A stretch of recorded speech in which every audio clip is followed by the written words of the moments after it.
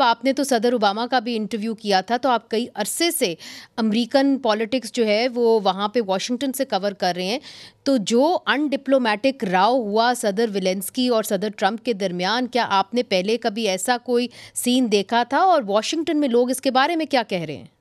نہیں، یہ یونیک ہے، ریئر ہے، ایسا نہیں ہوتا۔ جو یو ایس میڈیا ہے ان کا یہ کہنا ہے کہ انڈورز اس طرح کے واقعات ہوئے ہیں، لیکن کیمرے کے سامنے اس طرح جو پبلک کیا گیا ہو ایسا کوئی واقعہ کبھی نہیں ہوا۔ اور اب اس پہ اسپیکولیشن دو قسم کی ہیں، کہ یہ کہا جا رہا ہے کہ لائیو تھا، لیکن کچھ لوگ یہ بھی کہہ رہے ہیں کہ لائیو نہیں تھا، ریکارڈڈ تھا، اور بعد میں وائٹ ہاؤس نے ریلیز کرنے کا فیصلہ کیا۔ تو apparently they wanted the world to know کہ یہ ہوا، اس میں جو بھی تھا ریکارڈڈ تھا یا لائیو تھا، انپریسیڈنٹڈ تھا، ایسا کبھی نہیں ہوا۔ انور اقبال صاحب، ایک اور بات بتائیے، چونکہ آپ کی خبر تھی کہ ایک خط لکھا گیا ہے جو یو ایس کانگریس مین جو ولسن اور آگسٹ فلوگر نے لکھا ہے، اور انہوں نے یہ خط جو ہے secretary of state Marco Rubio کو لکھا ہے، جس کے اندر انہوں نے یہ کہا کہ عمران خان صاحب کی جو رہائی ہے اس کو ممکن کریں، اور پاکستان کی فوج سے بات کریں کہ عمران خان کو وہ رہا کریں۔ اس کے اندر انہوں نے یہ بھی کہا کہ پاکستان سے بات کرنی چاہیے تاکہ ہیومن رائٹس اور ڈیموکریسی کے اوپر جو ہے پاکستان اپنی کارکردگی بہتر کرے، اور پھر انہوں نے خط کی کنکلوژن ایسی کی کہ پاکستان اور امریکہ کے تعلقات اگر بہتر کرنے ہیں تو پھر عمران خان کی رہائی بہت ضروری ہے۔ تو مجھے کچھ بتائیے کہ یہ جو دو کانگریس مین ہیں یہ کتنے امپورٹنٹ ہیں امریکہ کے کانگریس کے اندر، سیٹ اپ کے اندر، اور یہ جو خط ہے یہ کیا معنی رکھے گا؟ دیکھیں، دونوں کانگریس مین جو ہیں وہ ریپبلکن پارٹی کی جو قدامت پسند لابی ہے اس کے ممبر ہیں، جس کو صدر ٹرمپ بھی سپورٹ کرتے ہیں، اور صدر ٹرمپ کو وہ لابی سپورٹ کرتی ہے۔ وہ پوری کی پوری لابی صدر ٹرمپ کے قریب ہے، اس لحاظ سے ان کی اہمیت ہے۔ یعنی ایک ایسے کانگریس مین ہیں جن کا انفلوئنس ہے ریپبلکن پارٹی کے اندر، اور ایک ایسی لابی کو بلانگ کرتے ہیں جس کا بہت زیادہ انفلوئنس ہے اس پارٹی کے اندر۔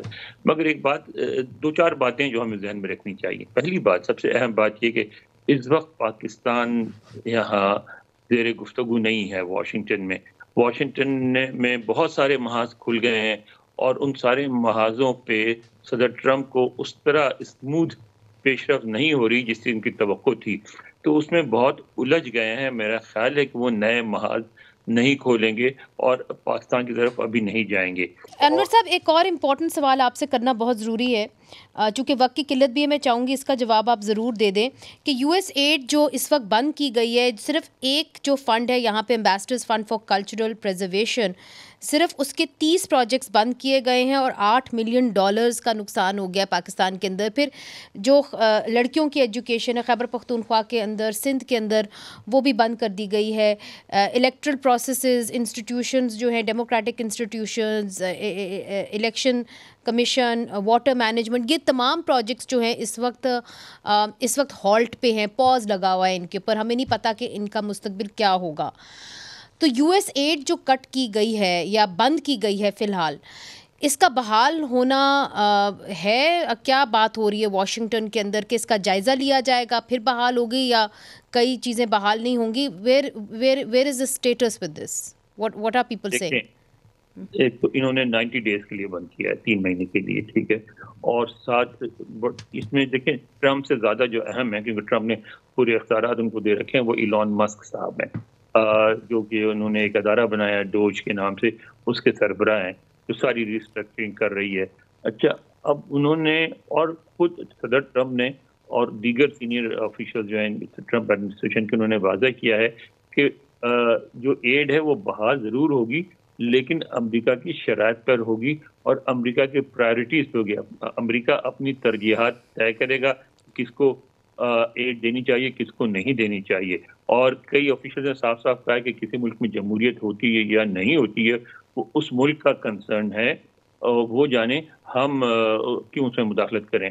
اور انہوں نے یہ کہا کہ البتہ کوئی اگر لائف سیونگ پروجیکٹس ہیں وہ تو ہمیں غور کرنا پڑے گا ان پہ، لیکن بہت سارے ایون ہیلتھ کے پروجیکٹ، انہوں نے افریقہ کی مثال دی کہ سرکمسیشن کے لیے فنڈ جاتے تھے، اس طرح کے پروجیکٹ بند ہو جائیں گے۔